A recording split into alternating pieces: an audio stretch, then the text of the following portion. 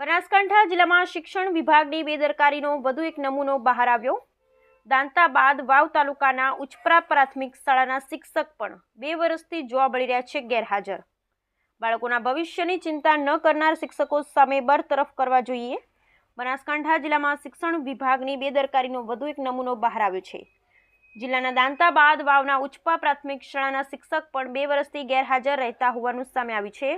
શાળામાં ફરજ બજાવતા દર્શનભાઈ અંબાલાલ પટેલ નામના શિક્ષક શિક્ષણ વિભાગમાં જાણ કર્યા વિના કેનેડામાં સ્થાયી થયા હોવાની માહિતી સામે આવી। જો કે શિક્ષણ વિભાગ દ્વારા 1 માસ અગાઉ શિક્ષકને નોકરી ઉપરથી બરતરફ કર્યા હોવાનું સામે આવ્યું છે। જો કે સતત ગેરહાજર રહેતા શિક્ષકના કારણે બાળકોના શિક્ષણ પર અસર થઈ રહી છે, તો આવા ભૂતિયા શિક્ષક વિરુદ્ધ શિક્ષાત્મક પગલાં ભરાય તેવી માંગ ઉઠી રહી છે। બનાસકાંઠાના દાંતાના પાંછા પ્રાથમિક શાળા બાદ વાવના ઉચપામાં પણ ભૂતિયો શિક્ષક જોવા મળ્યો। છેલ્લા 2 વર્ષથી શિક્ષક કેનેડામાં સ્થાયી થયા હોવાનું સામે આવ્યું છે। દર્શનભાઈ અંબાલાલ પટેલ નામના શિક્ષક જેઓ જિલ્લા અરસપરસમાં ખેડાના મુવાડીથી બનાસકાંઠાના વાવના ઉચપા ખાતે બદલી કરવામાં આવી હતી, પરંતુ 6 માસ જેટલો સમય વીત્યા બાદ છેલ્લા 2 વર્ષથી શિક્ષક શાળામાં ગેરહાજર જોવા મળી રહ્યો છે।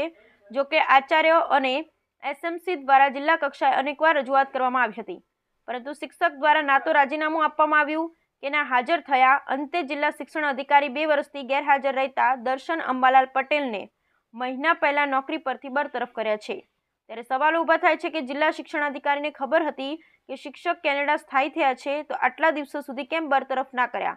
2 વર્ષ સુધી ઉચપા પ્રાથમિક શાળાના વિદ્યાર્થીઓ શિક્ષક વિના વંચિત રહ્યા છે, તો તેની જવાબદારી કોણ? સરકાર દ્વારા જિલ્લા શિક્ષણ અધિકારી સામે પણ કડક કાર્યવાહી થવી જોઈએ।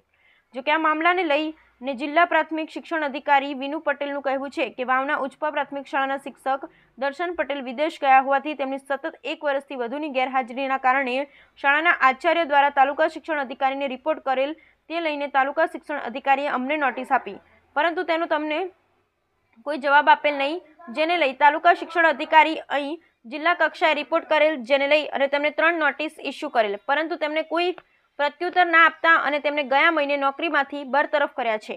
તેમને પેન્શન સહિતના કોઈ લાભ મળશે નહીં, તેમને નાણાં જે હશે તે પણ સરકારમાં જમા કરાવવાના રહેશે। વાવ તાલુકાની ઉચપા પ્રાથમિક શાળાના શિક્ષક દર્શનભાઈ જે 1 વર્ષ કરતાં વધુ સમયથી બિન અધિકૃત રીતે શાળામાં ગેરહાજર હતા, જે અનુસંધાને શાળાના મુખ્ય શિક્ષકના રિપોર્ટના આધારે તાલુકા પ્રાથમિક શિક્ષણ અધિકારી દ્વારા અને અત્રે જિલ્લા કક્ષાએથી દર્શન પટેલને 3 નોટિસ ઇસ્યુ કરી દર્શન પટેલ દ્વારા નોટિસનો કોઈ પ્રત્યુત્તર પાઠવવામાં આવેલ નહીં, અને છેલ્લે ગયા મહિને સરકારના નાણાં વિભાગના ડિસેમ્બર 2006ના ઠરાવ મુજબ એમને નોકરીમાંથી બરતરફ કરવાનો હુકમ કરી દેવામાં આવેલ છે। દર્શન પટેલ સામે તમામ શિક્ષાત્મક કાર્યવાહી પૂર્ણ કરી દેવામાં આવી છે।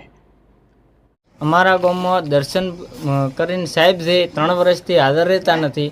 બાળકોને ભણવામાં ખૂબ તકલીફ પડે છે અને એમની નોકરી ચાલુ બોલે છે, પગાર એમનો ચાલુ છે, અને કોઈ તંત્ર ઉપરથી પણ કાર્યવાહી કરતું નથી। આવી રજૂઆતો પણ કરીને થાક્યા અને ગામના સરપંચને પણ કહીને થાક્યા, તો સરપંચ પણ આ વિશે કોઈ કહેતા નથી। એટલે આમાં સરકારને આ માટે પગલાં લેવા નમ્ર વિનંતી। પ્રાથમિક શાળા તાલુકો વાવ, જિલ્લો બનાસકાંઠા। ઉચપા પ્રાથમિક શાળામાં પટેલ દર્શનભાઈ અંબાલાલ જે મિચ્યુલથી આ શાળાની અંદર શિક્ષક તરીકે આવેલા છે, તેઓ પોતે 10/11/2022થી આ શાળામાં કોઈપણ પ્રકારની રજા મંજૂર કરાવ્યા વગર બિન અધિકૃત રીતે ગેરહાજર છે, જે બાબતની શાળા તરફથી અને એસએમસી તરફથી વારંવાર ઉપલી કચેરીને જાણ કરેલી છે।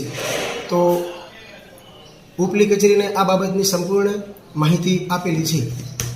સાહેબ, હાલ ક્યાં છે? તમારે કોઈ કોન્ટેક્ટ થયો ખરા?